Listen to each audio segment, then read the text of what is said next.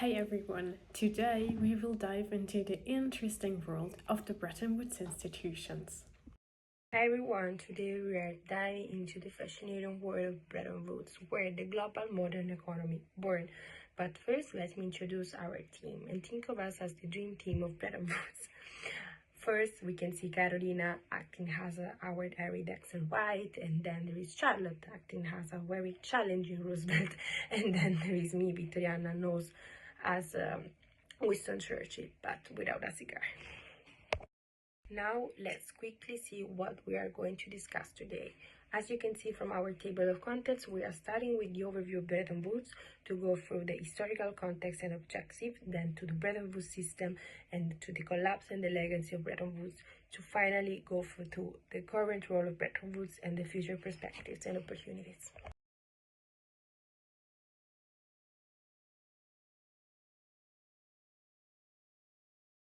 As we said before, in July 1944, a conference happened with the aim of building a new economic system and stop another Great Depression from wrecking the world.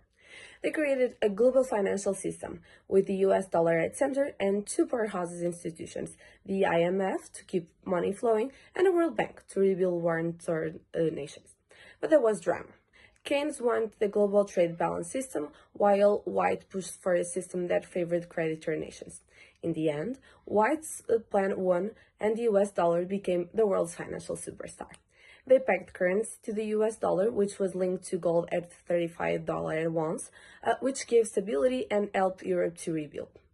The Bretton Woods Conference wasn't just about economics, it was a bold vision for a more stable, cooperative, and prosperous world.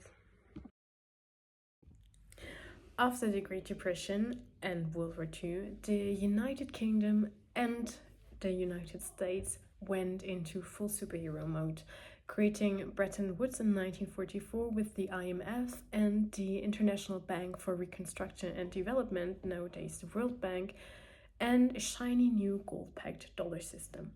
For decades, it worked. Global stability, the dollar was gold-pegged at $35 per ounce, and economies were booming, especially in the 1960s. Then came Nixon in 1971, closing the gold window. So suddenly, there were no more fixed exchange rates, and Bretton Woods started unraveling. Let's break down the founding principle of the Bretton Woods system, simple but very revolutionary ideas that shaped the post-war world. First up, fixed exchange rates. The US dollar was pegged at gold at 35 an ounce, and all other currencies were tied to the dollar. Think of it as the backbone of the global stability. Next, multilateral cooperation. No one wanted to go rogue anymore. These institutions were made sure countries worked together to avoid the chaos of unilateral moves. And finally, the post-war reconstruction. Economic stability was the key to preventing another global conflict, because nobody wanted a sequel of the World War II. These principles didn't just rebuild economies, they built a system to keep the world from spiraling into chaos again. Stability, collaboration, development, it all started with Bretton Woods. Alright guys, it's time to meet the financial superheroes of Bretton Woods. First up, the IMF, International Monetary Fund, that keeps the world's financial systems from crashing. They help countries facing balance of payments crisis by offering support, advices, and loans. Next, we've got the GATT, now the World Trade Organization. They fight for free trade by knocking down tariffs and helping countries settle their trade disputes. Finally, we've got the International Bank for Reconstruction and Development, that is nowadays part of the World Bank Group. They rebuild economies from infrastructure to healthcare and make sure that no one gets left behind on the road to growth. Alright, picture this: Bretton Woods takes all major currencies and ties them to the US dollar, which is like the world's financial VIP. This made everything stable, like a financial superhero squad keeping the world from crashing. The IMF was the global referee, stabilizing exchange rates and tossing a lifeline to struggling economies. Meanwhile, the World Bank was busy rebuilding Europe, then spreading wealth, helping Asia, Africa, Latin America grow. By 1958, most European currencies were ready for a prime time fully convertible. But by the 1960s, things were a little too good, and the system started to crack under its own success. As historian Eric Kellner said, Bretton Woods cemented the US as the big boss in shaping the world's financial future. By the 1960s, the system of the fixed exchange rates began to strain under the weight of its own success.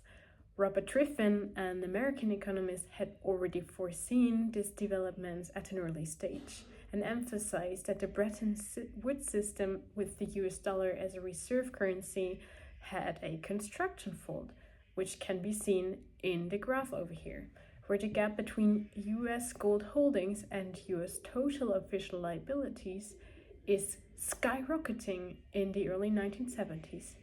To meet global demand for dollars, the US had to run a persistent current account deficit. Those deficits undermined confidence in the dollar's value and especially in the convertibility to gold, so that in the 1960s, US deficits grew as millions of dollars flowed abroad to Vietnam and post-World War II reconstruction in Europe.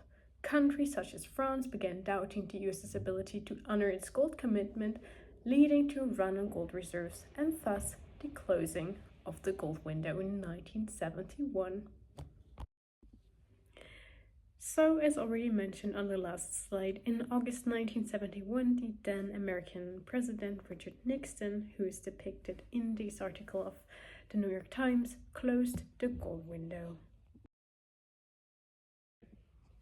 After the end of the fixed exchange rates in the 1970s, neoliberal policies championed by leaders like Margaret Thatcher in the United Kingdom and Ronald Reagan in the United States of America led to the so-called Washington Consensus.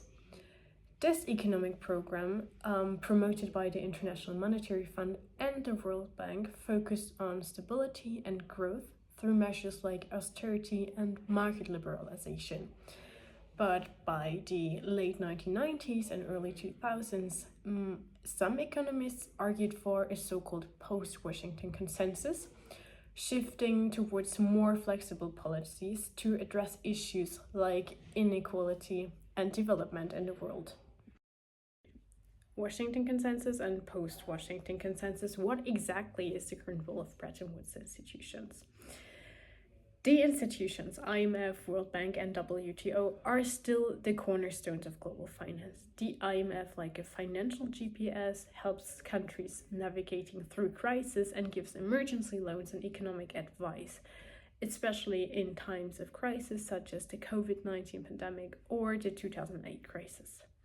The World Bank is funding huge infrastructure projects, from bridges to clean energy, tackling poverty while adapting to the green revolution. And the WTO, they are the referees of global trade, trying to keep things fair and stopping trade wars. They've been all about lowering tariffs and resolving disputes, but recently their rulebook is facing new challenges: digital trade, tariff battles, the rise of countries like China, and the non-functioning of the appellate body.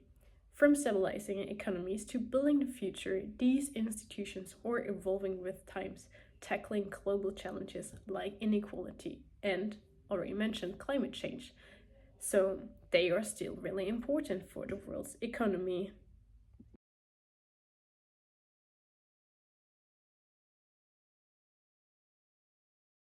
As we look ahead, Bretton Woods institutions face challenges that are more intense than a TikTok trend gone viral. And just like how everyone's talking about climate change on social media, it's no longer just an hashtag, it's a real global challenge. Climate change, pandemics, these issues require the world to act as a team. Now the World Bank. They are like the Elon Musk of global development funding, everything from green energy to healthcare projects. They are literally investing in planet's future, making sure we stay ahead in the sustainability game. The IMF has been the financial life raft during turbulent times, from 2008 financial meltdown to COVID-19 crisis. They are still there when the economy is about to go into panic mode. But here's the catch: adoption in the name of the game. If the IMF, World Bank, and World Trade Organization don't keep up with the changing world, they risk becoming as irrelevant as blockbuster video in a Netflix world. So, while they've been critical in shaping the world's financial system, Bretton Woods institutions need to update their strategies. The Bretton Woods institutions reshaped the global economy enduring through decades of change. Their legacy is complex with both chances and challenges. As we face modern crisis, the question is, how can these institutions evolve to promote sustainable and inclusive growth? Well, the answer lies in reform, collaboration, and adapting to the needs of the 21st century. And with that being said, we want to thank you very much for your attention and hope that you learned something about the Bretton Woods institutions.